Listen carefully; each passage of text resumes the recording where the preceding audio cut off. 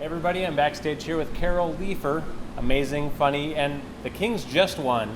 Amazing. You were fantastic on Real Time. Everything is going super well right now. I know, my appearance, the Kings, how much better can I it hope get? I don't screw it all up. But you wrote this book. I It's did. How to Succeed in Business Without Really Crying. Yes. Lessons from a Life in Comedy. And I don't know if you know this, but Bill Maher has That's right, I should little have book. pointed that out. Carol on the has show. seen and done it all, and lucky for us, she was taking notes. So this is a Bill-approved book, you guys. I feel like you should definitely check it out. Yes. Did you have a book like this when you were starting out? I didn't, in and that's showbiz? exactly why I wanted to write the book.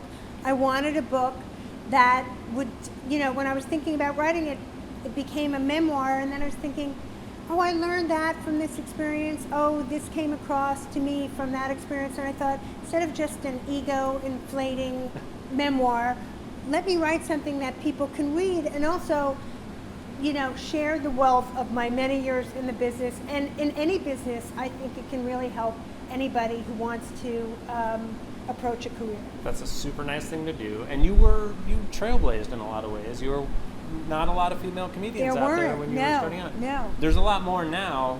Do you think it's still the same sort of novelty act that you kind of described it as when you were doing it? Or it's still a little specialty act, unusual, to see a woman on stage, but that's what I love about women in comedy.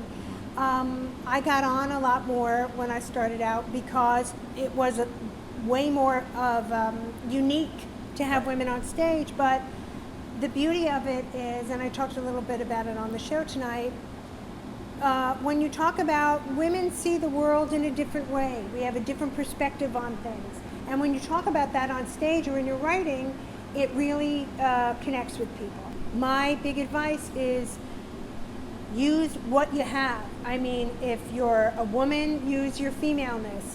Whatever kind of quirky strength you have, use that in the workplace, and that will get you far. I got to figure out what that is, and soon.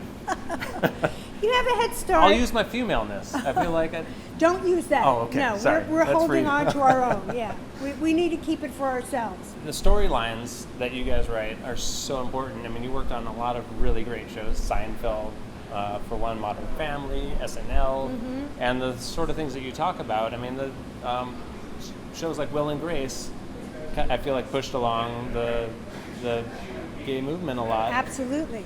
Do you think there's another topic that needs to be written about in the same way that there were shows about?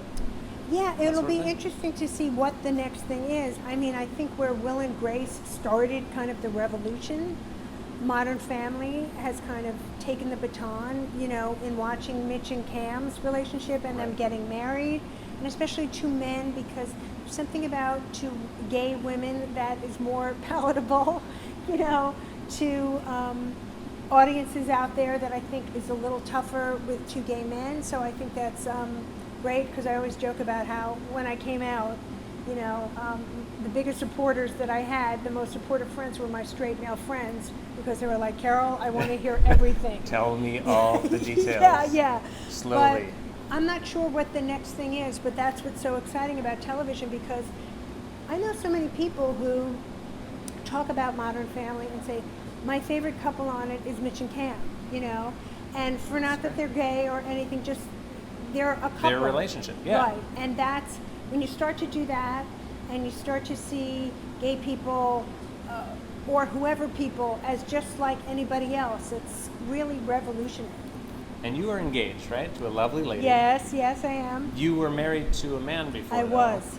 Is there any difference in wedding planning with another woman as opposed, because Well, I'm engaged yeah. too, and I'm doing some Oh, wedding you planning. are? So Okay. Well, thought this would be mazel it. tov to you. Thank you. You as well. Well, here's the thing. In a certain way, my partner Lori is a little bit like a dude, because she's like, let's do something simple and These inexpensive. flowers are too expensive. Yeah. Let's cut it out. And I keep I get trying to that. say to her, just be really like a girl with this. Can you really girl it up? And she refuses to.